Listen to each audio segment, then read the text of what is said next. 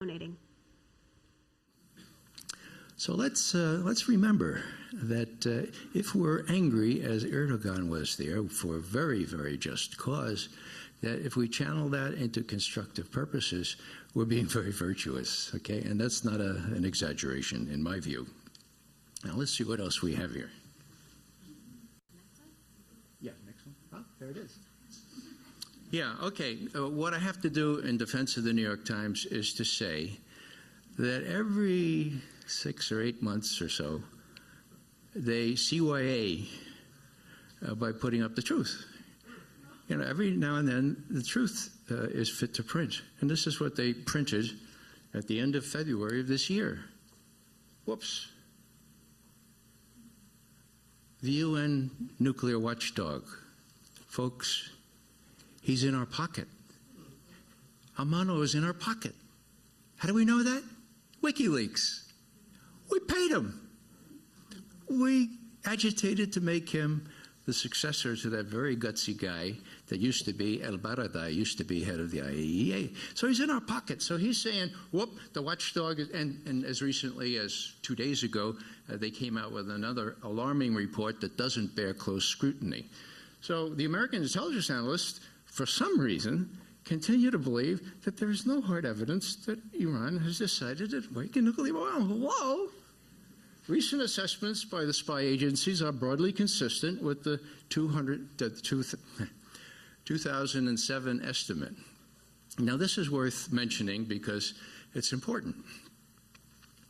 I was about to throw the CIA baby out with the bathwater. You know, it's a long story, but basically there are two CIAs, the one that Truman intended, and the one that he didn't intend, that was an accident of history, the covert operators that overthrow governments and are entitled by one sentence in the National Security Act of 1947 to do the president's bidding, to act as the president's own Gestapo. And do not blanch before that word, because Harry Truman used it himself to describe what had happened to the operations part of the agency. We all know what happens when the congressional overseers become congressional overlookers, not wanting ever to be accused of being pro-communist. Oops, there I go. I'm really dating myself now. Pro-terrorist, okay? How could you turn down a covert operation if it's against terrorism, huh? How could you do that? You couldn't, okay? So the Congress is a lost cause, okay? The only check on that kind of activity is no check. And that's what you get, what's going on. That's why you get what's going on here, okay? Now that's really important.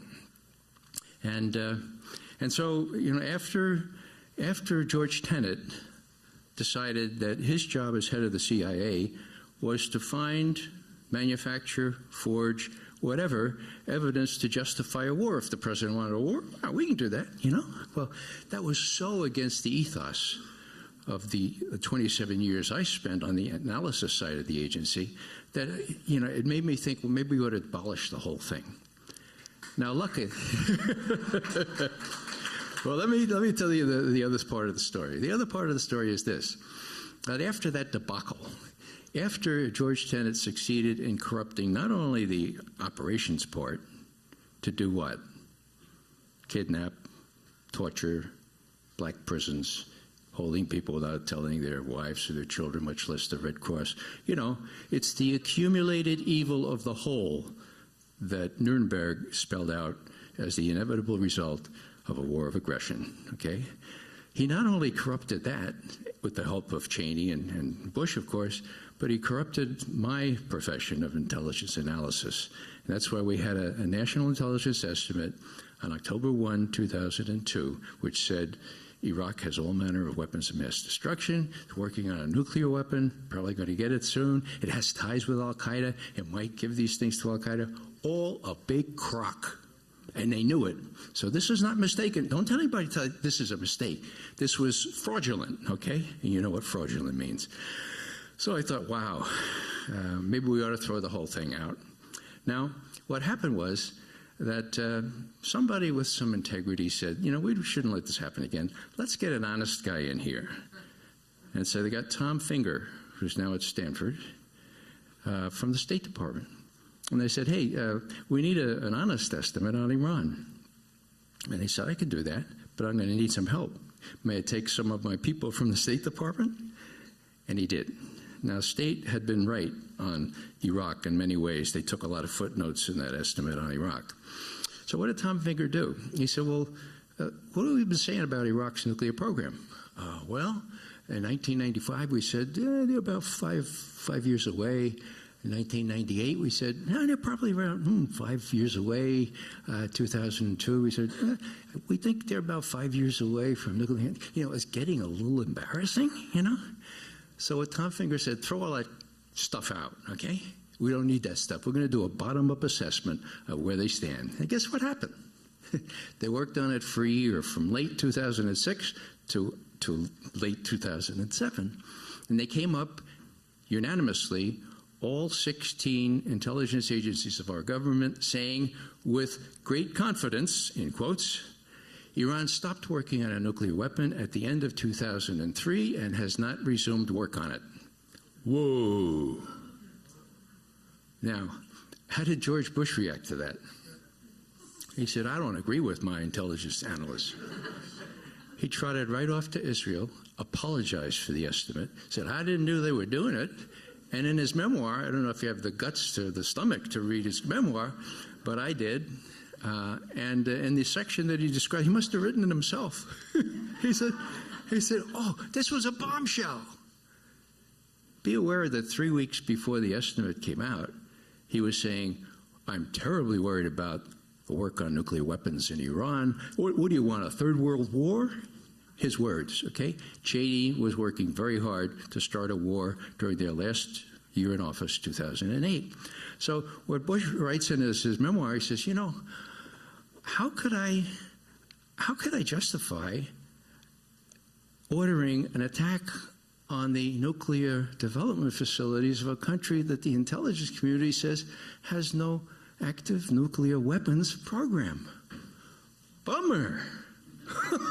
No, he didn't say bummer, but it was very, very clear what was afoot there. So that's what happened. Now, every year since 2007, to his great credit, the Director of National Intelligence has stood by that estimate. There is no evidence that Iran has started working on the nuclear warhead, the sine qua non for nuclear weapons program.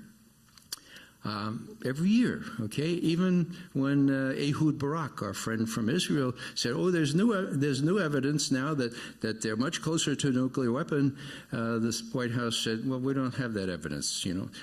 You ought to start giving us this evidence. Like, you know, Netanyahu said he had rock-solid evidence that Iran was behind that terrorist attack in Bulgaria, but he never seemed to come up with it. He said he gave it to it, but it must have fallen in the cracks. You know, that's the kind of evidence that the Israelis are adducing. So what am I saying here? I'm saying here that under great pressure, the head of the intelligence community, who's a guy named James Clapper, surprised the hell out of me, frankly, by sticking to his guns, defending the analysts for telling the truth, okay?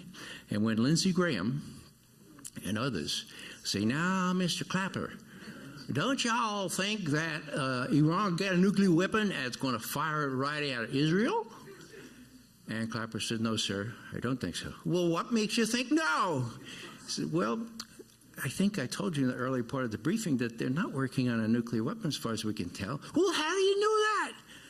Well, we'll have to go into executive session here, but let me just say that they're not doing any of the things that one would do if they were trying to make a nuclear weapon, okay? So the tone of this whole discussion now has been the West, okay, at Israel's behest, saying, look, Iran, you better stop doing what we know you're not doing, and you better stop it quick. Bizarre? Yeah, really bizarre. And yet, how many of your friends know this to be the case?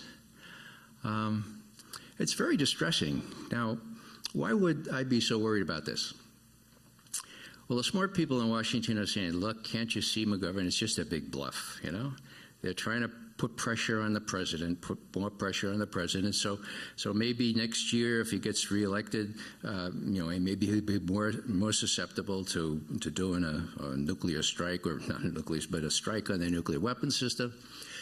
I don't buy that, even though some of my closest friends and best analysts are saying that. Where there's smoke, there's fire, and when you have the former Mossad directors and the former internal security services directors and the generals, some of them even in place, saying, that's not a good idea. It's not a good idea to go after Iran like that. Then there's fire underneath that. Unless you want to pretend that this is all a big charade, and that's hard for me to believe. So what is Netanyahu thinking? Netanyahu thinks that our president is, I'll use another Bronx term, is a wuss. Every time our president is asked Netanyahu to do something, he has this Bronx gesture of thumb on nose, wagging fingers. Stop the settlements? Forget about it. Negotiate an agreement on the basis of 1967 borders? What are you telling me? Look, Congress won't even support that, whereas every UN declaration and so forth has supported that. So I think he thinks he's got Barack Obama in a corner. Now, I've checked with the doctors at George Washington University Hospital in Washington, and they haven't been able to perfect a backbone transplant yet. And that being, of course, Netanyahu knows that. What's actually not needed a transplant, an implant, I think is what I needed. And so if that's what Netanyahu thinks of this president now, in the next 9 to 10 weeks, he must be very worried about what happens after 9 to 10 weeks if Barack Obama wins. No Israeli government has wanted a second-term Democratic president. Why? Because they were scared to death that they might act with some integrity, not worried about getting reelected. It happened to Jimmy Carter, and it's happening now, or could happen now. So why is this going on? Well, I think that the Israelis are thinking, that is Netanyahu and Ehud Barak, that if they start a little dust-up in the Persian Gulf with the Iranians, and it gets a little bit out of hand, well, the U.S. will be in with both feet. And I am sorry to say that I think Netanyahu is absolutely right about that. I can't conceive of Barack Obama hesitating for a minute to authorize U.S. forces in a war with Iran. And Iran is not Iraq, folks. Iran is nothing like Iraq. A war with Iran would make the war with Iraq look like a volleyball game between Mount St. Ursula and St. Helena's High School. It would be very, very bad. And so what is Netanyahu's calculus? I think he says, well, if worse came to worse and it's escalated, that's okay. The U.S. will be on our side. If it's just a little dust-up, what's going to happen to the price of oil? I paid $4.71 here in California a couple of days ago. In Virginia, it's only $4. How about $8, $9, $10 before the election? Netanyahu would like that because that might give the election to. So it's a win-win situation for Netanyahu, whether the thing escalates out of control or not. And of course, they have the nuclear weapons in abeyance to contend with any real catastrophe.